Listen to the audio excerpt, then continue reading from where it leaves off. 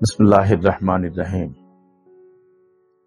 আজকে পবিত্র মাহে রমজানের আমরা সবাই মোটামুটি ভাবে অধিকাংশ মানুষই রমজানের এই অভ্যাসটি, রমজানের এই পবিত্র রমজানের রোজা রাখার অভ্যাসটি পালন করে যাচ্ছি। কিন্তু বিপাক ঘটছে কোনখানে? আমরা যে ইফতার করি এবং সেহরি করি, এই ইফতার এবং সেহরি নিয়ে আমাদের পেট কিন্তু ভালো থাকছে না। সবারই নয়, কিছু কিছু লোকের। যেমন আমি যখন ছোট ছিলাম, আমি গ্রামের ছেলে, গ্রামে আমরা মোটামুটি সচ্ছল পরিবারের অধিকাংশ গরিব মানুষকে দেখেছি যার রাষ্ট্রে খাদ্যের অভাবে তারা রোজা করতে পারত না। তারা সচ্ছল পরিবারে, তারা মোটামুটি রোজা করত এবং ইফতার করতো খুব সামান্য জিনিস দিয়ে। আমার মনে পড়ে আমার বাল্যকালে আমি ইফতার খেয়েছি শুধুমাত্র চাল, 3-4 চাল দিয়ে এক গ্লাস পানি খেয়ে নি, ইফতার শেষ। তারপরে মাগরিব নামাজ পড়েছি, এবার বাড়িতে এসে ভরিভোজ পেট ভরে খাওয়া হয়েছে। এখন এই পরিস্থিতি কিন্তু গ্রামেও নাই, শহরে তো নাই। শহরে তো ইফতারের যে ভয়ঙ্কর আয়োজন বলবো, যে ভয়াবহ আয়োজন, যে টেবিলের খাবারের যে সাজে সাজে সুশোভিত খুব রুচিকর খাবারের যে আয়োজন করা হচ্ছে, এই খাবারগুলো আপনার স্বাস্থ্যের জন্য কতখানি উপযোগী সেগুলো আপনাকে ভাবতে হবে। আপনি ইফতার করলেন, সারাদিন পরে আপনি পানি খেলেন, তারপরে ইফতার খেলেন, ইফতারি খেতে খেতে আপনি এত বেশি মাত্রায় খেয়ে ফেললেন যে আপনার পেটটা তখন দম দেওয়া শুরু হলো, বুক জ্বালা শুরু করলো, টক ঢেকুর শুরু হলো। কেউ কেউ আবার এত বেশি খায় যে বমিও করে ফেলে।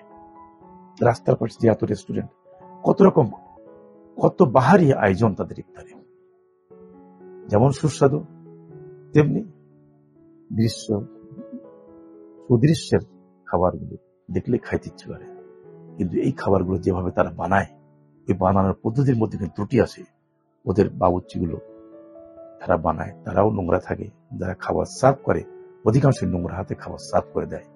আপনি জিলাপি কিনছেন, হালিম কিনছেন, দই বড়া কিনছেন, পেঁয়াজু বেগুনি কিনছেন, চানাপুট কিনছেন, মুড়ি কিনছেন, এগুলো যে ইনফেক্টেড হয়ে যায়। আর আপনি যেগুলো খান, খেলে কিন্তু আপনার সাথে সাথে পেটের অসুখ যেটা হয় সেটাকে আমরা বলি ফুড পয়জনিং, ডায়রিয়া হয়, বমি হয়।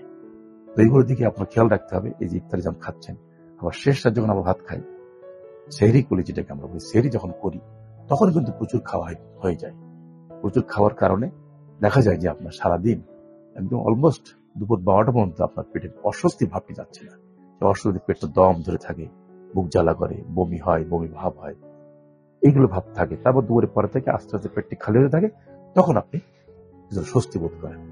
তাই এই রোজার রমজানের দিনে ইফতারি যেমন খাবেন, সীমিত পরিমিত খান, তেমনি সেহরিটাও আপনি সীমিত পরিমিত খান।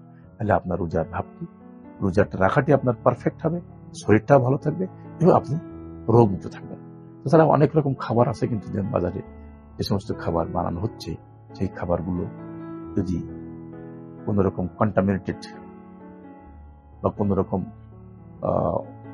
ভেজাল খাবারে আপনাদের সরবরাহ করে, সেটার জন্য আপনার জন্য ক্ষতিকারক, সেটা আপনাকে দেখতে হবে।